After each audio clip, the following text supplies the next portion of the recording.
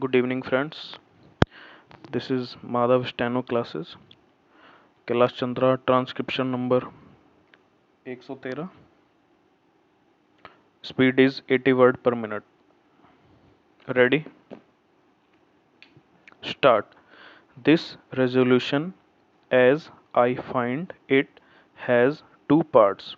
The first part relates to an inquiry into the monopolistic hold of foreign owned and foreign controlled advertising agencies in India.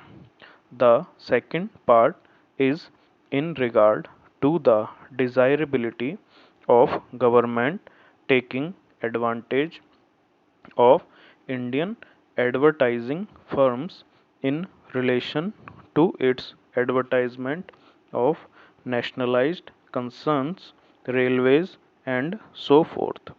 In so far as the first part is concerned, I do not think that is necessary, and I do not think that we have any need to inquire into the working of foreign owned and foreign controlled advertising agency firms, so long as it is the policy of government to permit foreigners to operate in this country.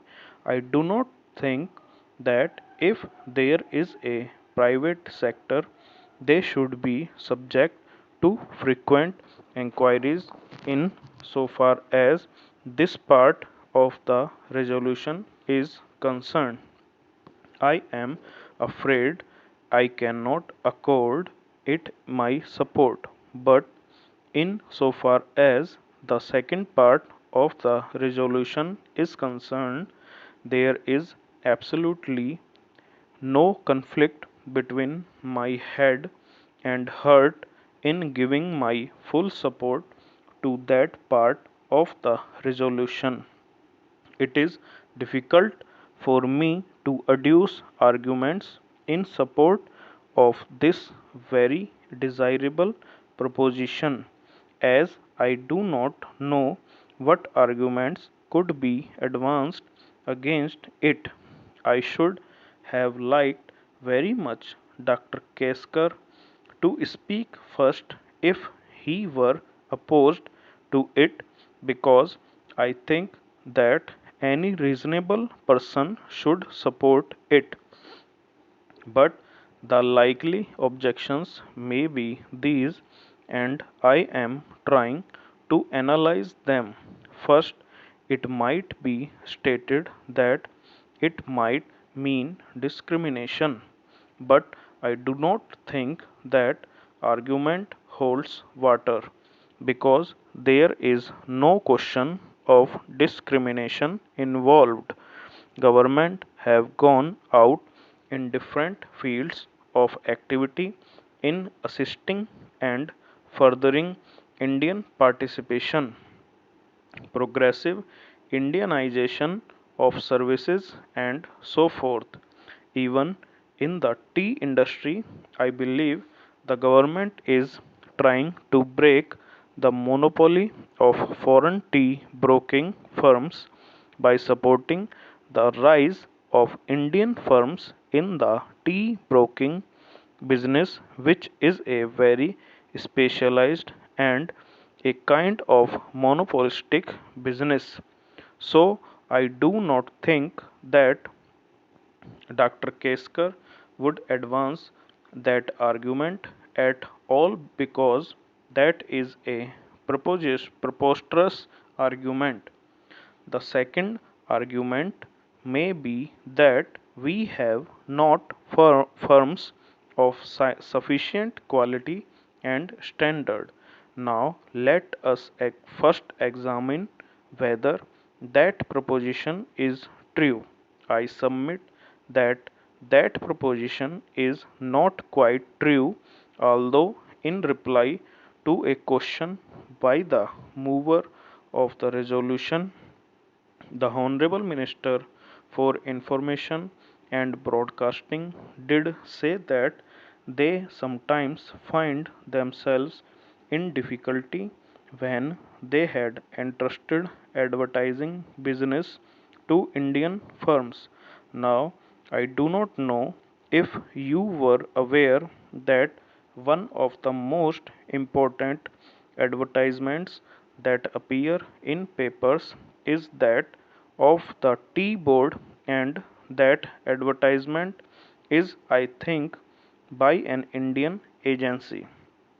I do not think that anybody here would contend that the art quality attained by the firm which is entrusted with this advertisement work is in any way inferior to the work done by any of the foreign agencies, because every one of us has seen the advertisements of tea.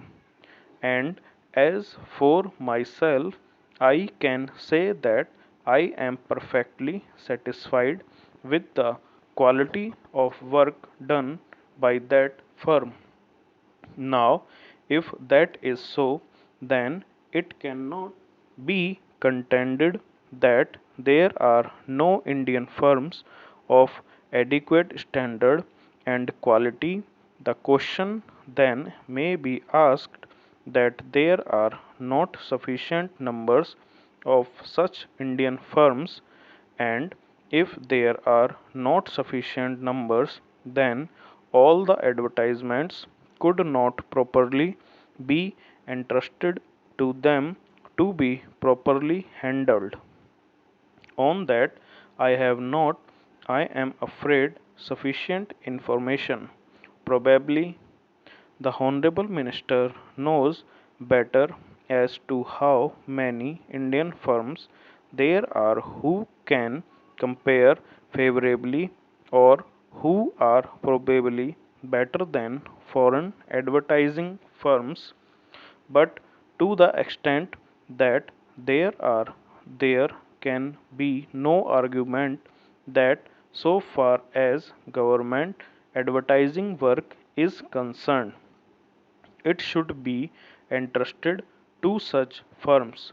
I understand that these Indian advertising agency firms had met government and they were given certain assurances, and I find that the Ministry of Production had, subsequent to the meeting, issued directives to all corporations under its control to make use of Indian advertising agencies. I should have thought that that directive would have been based on an appreciation of the work that could be performed by the Indian advertising agency firms. But the surprising part of it is that even thereafter, many public undertakings like NEPA Mills and the new nationalized insurance corporations have entrusted their work to foreign agencies.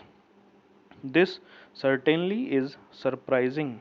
I had said just now that a question might be asked as to whether there were sufficient firms of the requisite standard available to handle all the work. If there are not, I believe that there is a duty cast upon government to create conditions so that an adequate number of firms of the requisite standard may come up. Everybody is aware that advertising a specialized job, then there should be provision for the training of personnel. I find in the memorandum which the Indian advertising agency firms submitted to the government that they had also made certain proposals in this regard. I should very much like to know if government has taken any action in this regard, because it is desirable that Indian personnel should be trained to equip themselves for this highly specialized work, but so far as the resolution is concerned, I do not think that so eminent a person as the Honorable Minister would in any way object to the second portion of the resolution, and it is really a little shameful that while we have firms of adequate standard and quality, government business should be going out to foreign agency firms.